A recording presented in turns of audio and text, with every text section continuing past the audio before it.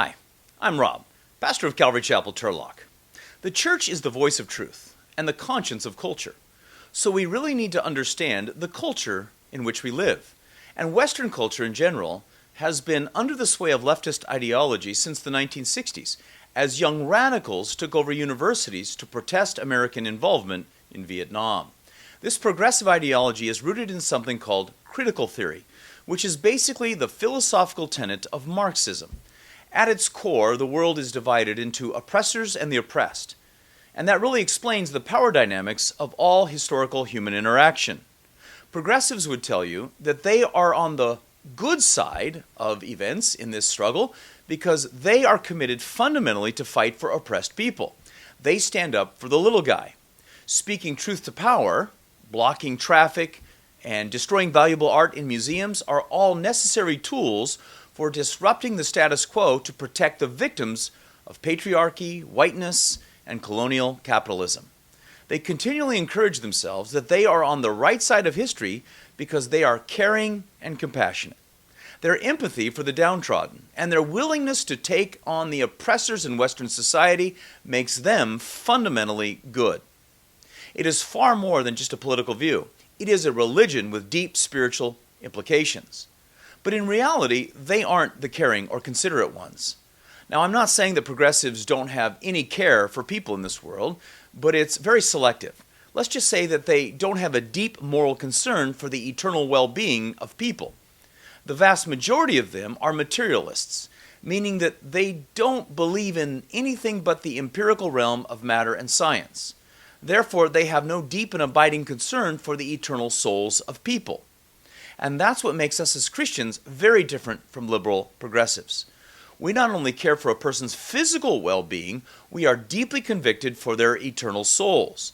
Virtually everywhere in this world that the Christian missionary goes, they begin to improve the lot of the local people. They very often establish schools, build hospitals, and dig wells for the most indigent populations on the globe. Christians very much want people to live healthy and progressive lives here on earth.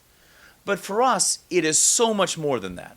We want people to know the truth of God so that they will not only have a better existence, but will have everlasting life in heaven.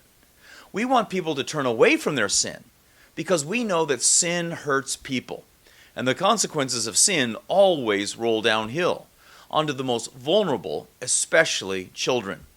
And we have a deep and abiding concern for children, even as Jesus blessed the little children who came to him. It is not the progressive who is the ultimately concerned one in this world for the most vulnerable. It is the Christian. Progressives will so often masquerade themselves as loving and caring activists. But when you pull back the facade, you see that most of their efforts are simply trying to justify sin and minimize the fallout of immorality by socializing the consequences. Instinctively, they want someone else to pay for their moral failures. That's why progressives almost always want to raise taxes and increase government spending on social issues. In a very elaborate ruse, they use charity to whitewash the fallout of sin. From homelessness to crime to poverty, the answer from the political left is almost always the same: throw more public money at the problem. But they never ferret out the root cause of the problem, which is always the human heart. The heart of the matter is the matter of the heart, and that's a spiritual issue. It is the Christian, and not the political and social left, who is most concerned for the vulnerable people in this world. We know there is only one solution to sin, and the fallout of sin, and we seek to protect the weak from the world's rapacious predators, but we do it with a commitment to eternity. The answer is the grace of God through his Son, Jesus Christ. It is when we receive the incredible forgiveness of God, and we know the amazing grace of God, that we can have the peace of God. Our lives are transformed by Christ, and he enables us to live in righteousness, and then all of humanity can flourish with God's blessing. Liberal progressives continue to herald their own goodness because they are the compassionate defenders of this world's victims. But it's simply not true. The Christian is the greatest champion of the downtrodden and the heavy laden, because we offer them an eternal hope and an everlasting reward. Thanks for watching, and have a blessed day.